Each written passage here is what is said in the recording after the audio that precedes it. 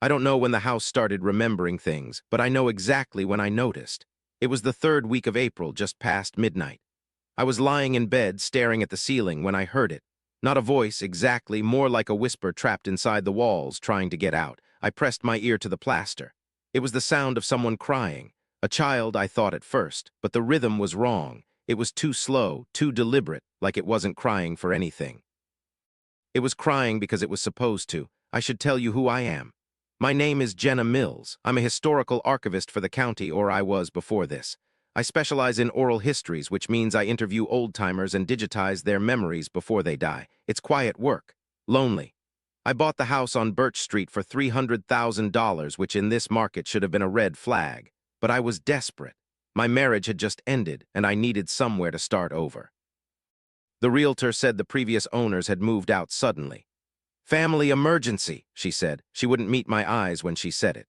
The house was built in 1923. A modest craftsman with original woodwork, a wraparound porch, and a basement that smelled like wet concrete and iron. I loved it immediately. The first week, nothing happened. I unpacked boxes. I arranged bookshelves. I painted the guest room a pale green. I felt hopeful for the first time in years. Then came the crying. I told myself it was pipes. Old houses settle. They creak, they groan, they make noises that sound human if you're lonely enough. I put in earplugs. I turned on a white noise machine.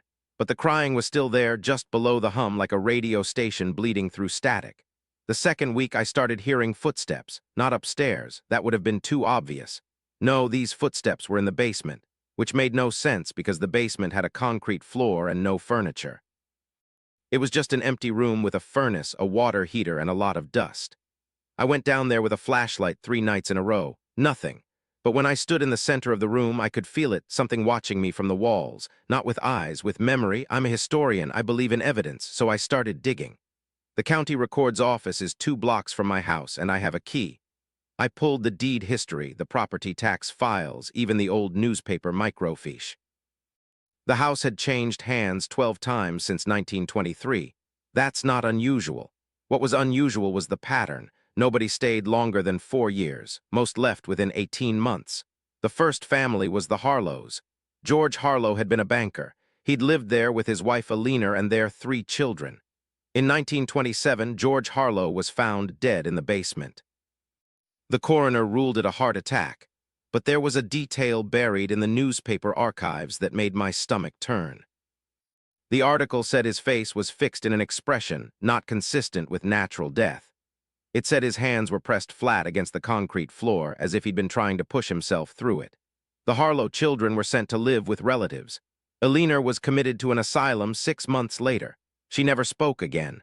5 more owners followed. A schoolteacher who hanged himself from the porch beam in 1942. A war widow who drowned in the bathtub in 1954, the bathtub that I was using every morning. A young couple who vanished in 1961, leaving behind a fully set dinner table and a radio still playing. The house was boarded up for almost a decade after that. I found a pattern in the stories. Every single account used the same word to describe what happened inside those walls. The word was remembering. One of the neighbors, a woman named Mrs. Chen who'd lived 2 doors down since 1978, told me that the house wakes up every few years. "It remembers something that happened in the foundation," she said, "and it doesn't stop until it gets what it wants." I asked her what the house wanted. She wouldn't say. I started sleeping with the lights on. I bought a carbon monoxide detector, an EMF meter, a voice recorder. I became what you'd call a reluctant ghost hunter. Every night I'd set up the recorder in the basement and let it run. Every morning I'd listen back. For 2 weeks I heard nothing but the hum of the furnace and the distant sound of traffic. Then the crying started again. I recorded it.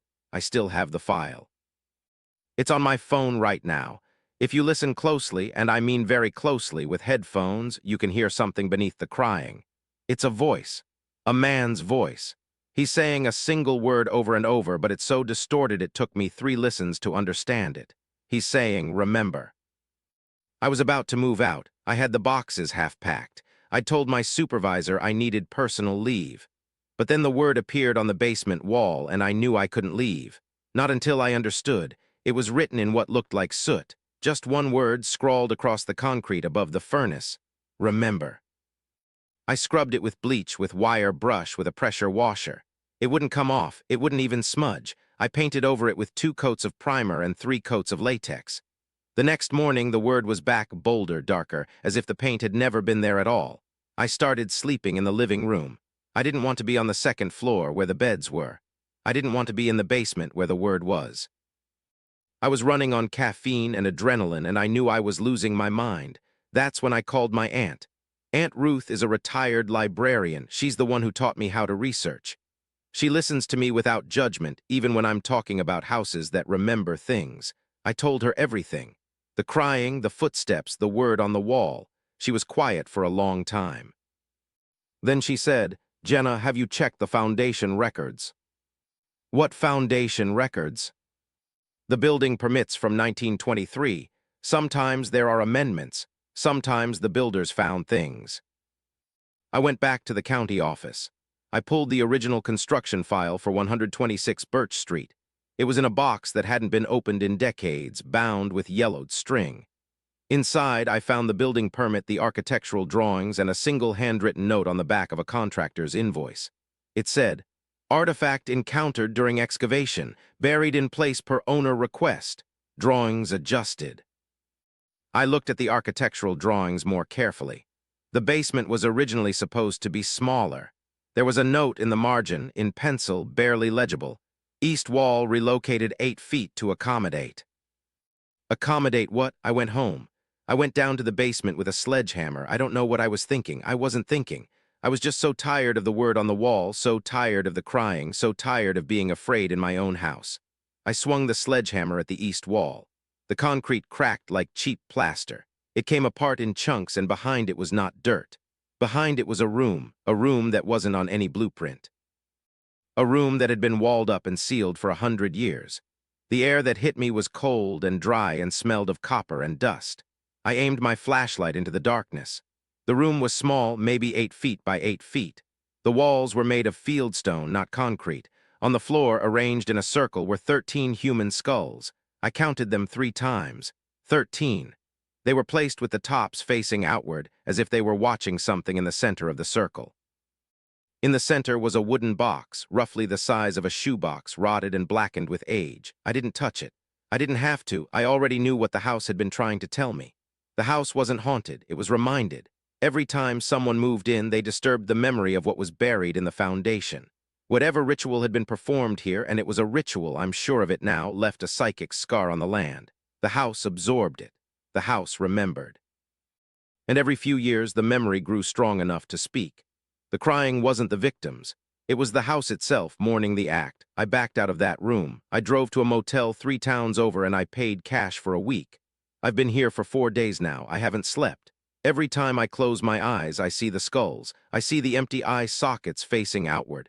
I imagine what they witnessed. I called the county historian yesterday. I told her what I found. She said she'd send someone to investigate. She asked me to stay away from the property for now. I said, of course. But I didn't tell her the whole truth. The whole truth is this. I didn't close the hole in the wall. Before I left, I shined my flashlight into that room one last time. And in the center of the circle of skulls, I saw that the wooden box had moved. It was open.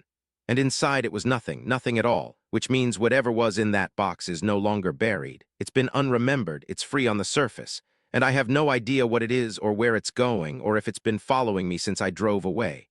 But last night, for the first time, I heard the crying. It wasn't coming from the house. It was coming from the room next to my motel bed.